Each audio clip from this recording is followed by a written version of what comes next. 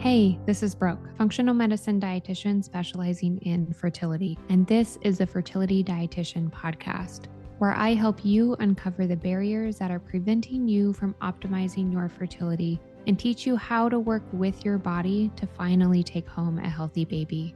Each week, I will be diving into different topics on fertility and sharing my perspective on physiology, metabolic health, nutrition, and lifestyle approaches that have helped hundreds of couples get pregnant even after years of heartache.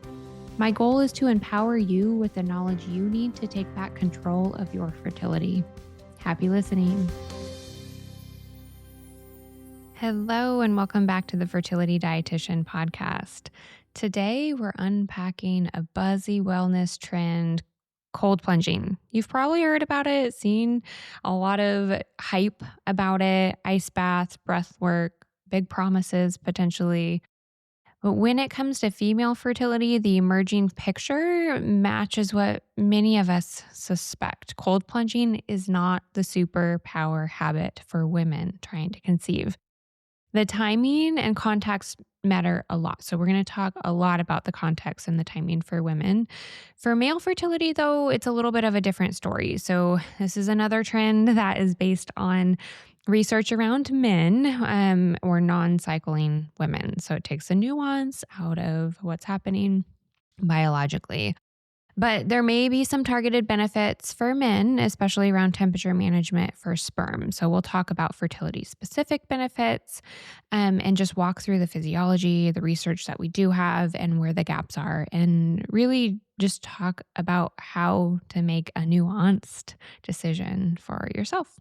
Cold plunging is typically 2 to 10 minutes in a 38 to 55 degree tub. The body's immediate response is cold shock. So there's a big sympathetic surge, a breath reflex, a peripheral vasoconstriction, so blood vessels are constricting, and a spike in catecholamines like norepinephrine. So acute sessions can actually bump stress hormones with regular exposures, and people often do adapt with regular exposures, showing lower cortisol over time, but sustained norepinephrine spikes after each immersion.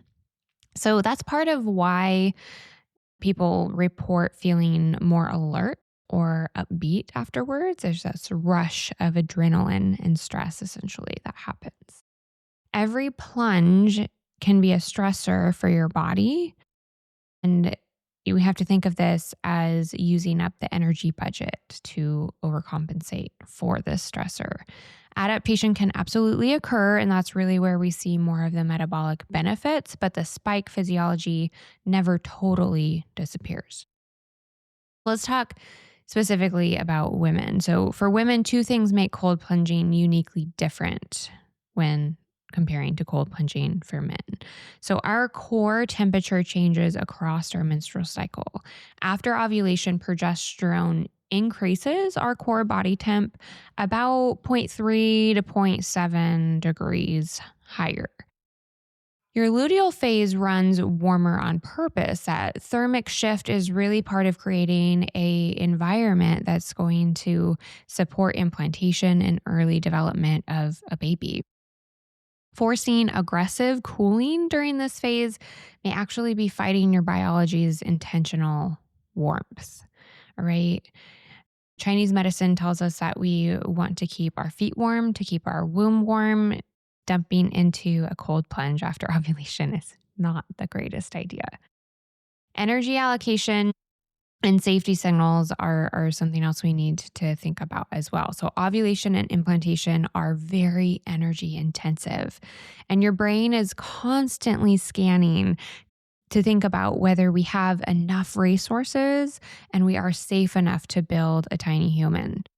Acute cold is a stressor. There's vasoconstriction, shivering, or even non-shivering thermogenesis, a sympathetic surge, so nervous system shift into a stress state. And in women, cold exposure also interacts with ovarian hormones. So our estrogen or progesterone and shifting shivering thresholds and thermoregulation, especially across the cycle. So, what that means is that your thermal response changes depending on what cycle phase that you're in, whether you're in your follicular phase or your luteal phase. Okay. So, if we dive a little bit deeper and think about direct reproductive effects, this is what we see. Human data, specifically looking at cold plunges around ovulation or luteal sufficiency, is really limited. But we do see animal and emerging translational work suggesting that cold exposure can promote or increase inflammatory changes in reproductive tissues and disrupt reproductive hormone signaling, making cycles longer, impairing ovarian function in some models. It doesn't prove that there's harm in women, but it's a flag that suggests strong caution around cold plunging when trying to conceive. So let's talk more about the stress and hormone picture. Acute cold can actually increase our stress hormones, which are our cortisol and our catecholamines. Repeated exposures can lower baseline cortisol while still triggering norepinephrine spikes each session. So if you already have signs of HPA axis overdrive, like poor sleep, anxiety, underfueling, high training, cold plunging can be just one more stressor that actually tips the balance away from ovulation friendly support and safety. All right. So there's still a lot of nuance to think about around this. Some chirotherapy studies or cold plunging studies, which are short term and not specifically designed around fertility endpoints, but they do report mood or sleep improvements, which are real and relevant for overall well-being and fertility. But again, they don't establish trying to conceive safety or benefits. So we're not looking at those outcomes specifically. If you personally feel better, we still want to align timing and timing of doing the plunge and the amount of time that you're in the plunge with your cycle and your energy status. Okay. So this is not saying that it's a never, but we just need to bring in all that nuance and really think about what's going to give you the best outcomes possible.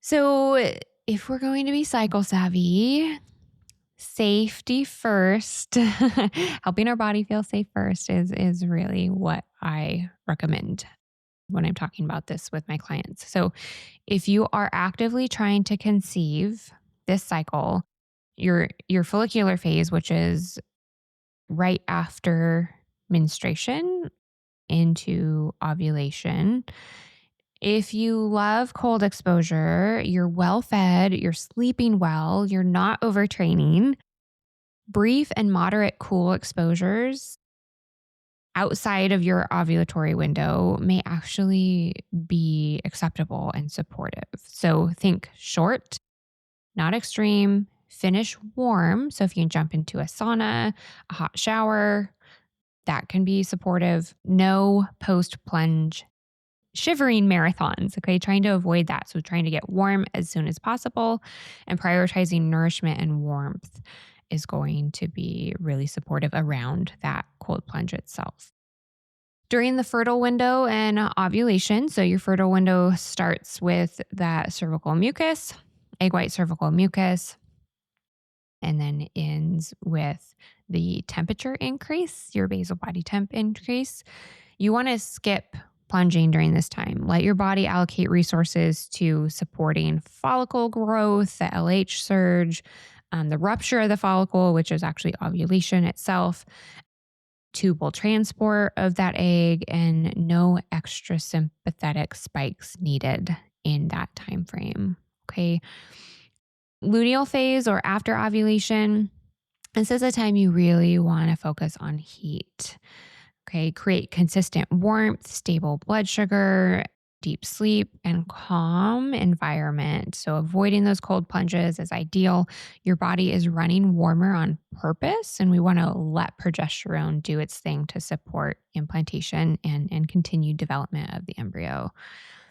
Okay, so follicular phase, before that, before that fertile window is really the best time for women. Again, if you are well fed and sleeping well, not overtraining, going for that brief exposure, moderate exposure. So, not 38 degrees is not what I'd recommend. Closer to that 50, 55-degree time or temp range is going to be more ideal. And red flags to avoid cold plunging entirely include a history of HA or hypothalamic amenorrhea, or irregular or absent ovulation, low calorie intake, if you have low body fat, if you have high training load right now, if you have a history of thyroid imbalance, cardiovascular issues, or if you just feel terrible after cold plunging, it's a good idea to listen to your body and not do it. But when in doubt, just skip it when you are actively trying to conceive.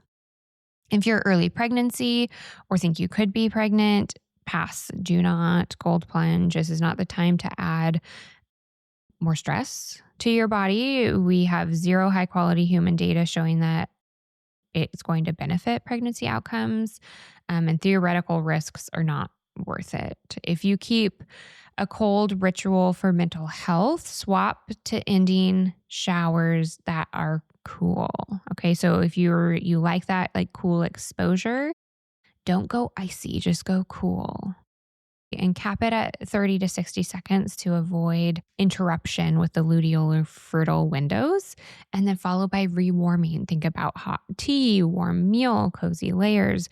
You want to train your nervous system that non-thermal stress resilience tools are primarily things like breathwork and sunlight and strength work and consistent sleep. Okay. We don't have to use temperature to ignite those feelings, right, of nervous system resilience. So, cool exposure can be supportive if we're thinking about brisk walks outside. Being a little cool briefly is going to actually be supportive of mitochondrial health. And we do see some of those metabolic benefits in men when we're talking about cold plunging. But a cold plunge is a different, more dramatic impact than walking outside and being a little cold. Okay. So, a lot of nuance to think about here. Cycle timing definitely makes a difference, as well as how safe and nourished your body feels going into that cold plunge. All right. So now let's talk a little bit more about male fertility and cold plunging or cool exposure. Sperm production happens best a few degrees below core body temperature. That's why men are designed the way they are, to store the sperm outside of the body.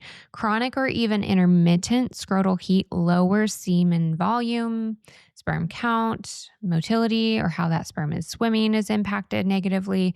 Morphology, or the shape of the sperm, is also impacted negatively. It's damaged. And all of that is linked to delayed time to conception. Okay, that's why things like hot tubs and saunas, heated seats, even tight synthetic underwear, and laptops on your lap are not great for the preconception period for men. Targeted cooling can be supportive. So there's classic and contemporary evidence that scrotal cooling can actually improve semen parameters in some men. Trials using nocturnal scrotal cooling devices or cooling patches showed feasibility and parameter improvements in subsets of men with abnormal semen analyses. So it's not a magic bullet, and the results definitely vary, but overall, a cooler environment is supportive for overall sperm health. All right, but what about the actual plunge, the cold plunge? Cold exposure can stimulate mitochondrial adaptations, which, if you remember, the mitochondria is that little powerhouse of the cell that supports energy creation, which is super important for both male and female fertility. It actually increases thermogenic and oxidative processes, especially in brown fat, which helps with the breakdown or burning of that fat and potentially raises metabolic efficiency as well. But targeted is better than extreme when we're talking about actively trying to conceive. So whole body ice baths are unnecessary and can actually trigger a reaction that pulls the testes closer to the body during acute cold shock. So the evidence is showing us that avoiding extreme heat, like hot tubs, saunas, heated car seats, laptops on the lap, is important for sperm health. Choosing breathable underwear is important to let the boys breathe, keep like temperature more regulated. So avoid prolonged sitting without breaks, also for the same reason. Targeted cooling can be supportive. So built in devices or simple strategies to support like looser clothing and cooler sleep environments can be supportive. Being mindful of lifestyle factors that compound heat and stress, like be overweight. If you need to lose weight, that can definitely help with temperature regulation in your body and keeping sperm at a temperature that is better for them. Tight clothing and intense cycling without breaks are all lifestyle things that we need to think about to maintain an appropriate temperature as well. So, for men with suboptimal semen parameters, we need to bring a lot of nuance into how extreme we want that cold exposure to be. But in general, targeted cooling exposure can be supportive alongside making sure that you're nourished, focusing on good quality sleep, and a lot of antioxidant support as well. So, to wrap it all up for both men and women, for women, cold plunging is not a fertility booster. The physiology of your cycle and the limited data that we have argue for caution more than anything. If you want to experiment a little, just avoid the fertile window and the luteal or post-ovulatory phases. Keep it short, not extreme, and then rewarm immediately. Prioritize the signals that tell your brain it's safe and nourished. These signals are going to support good quality ovulation and better support sustaining a pregnancy. For men in the preconception period, cooler is generally better for sperm. Reducing heat exposures and considering targeted scrotal cooling if semen parameters are off is going to be overall supportive. Again, and if you want to dabble in more plunges, just be mindful of how nourished you are and how you're supporting your body overall for providing it the ingredients that it needs to really support those sperm. For everyone, remember that many benefits of cold exposure may come from broader healthy lifestyle clusters as well. We see with cold plunging itself that it's the more consistent exposure that has those bigger results of improving metabolic health and mitochondrial health overall. Whereas the one-off exposures actually increase stress in more of a negative way. You can get alertness and mood benefits through sleep, light, breath, and movement without adding the cold extremes at the exact moments we want the body to feel the safest, which is when we are trying to conceive. So I'll be linking a bunch of research that I referenced within this podcast. And if you found this helpful, please share it with a friend or a partner who's curious about cold plunging in relation to fertility. And if you're looking for more individualized support, don't hesitate to reach out. I would love to support you. Thank you for listening to this episode of the Fertility Dietitian podcast. If you enjoyed it, please leave a review to let me know what topics you want more of or less of. If you want to keep learning, subscribe at Apple Podcasts, Spotify, or wherever you listen to podcasts. Check out my website for more info on my private coaching program, Master Your Fertility, or my membership community, Fertility Blueprint. And don't forget my digital store. Come say hi on YouTube and Instagram. See you in the next episode.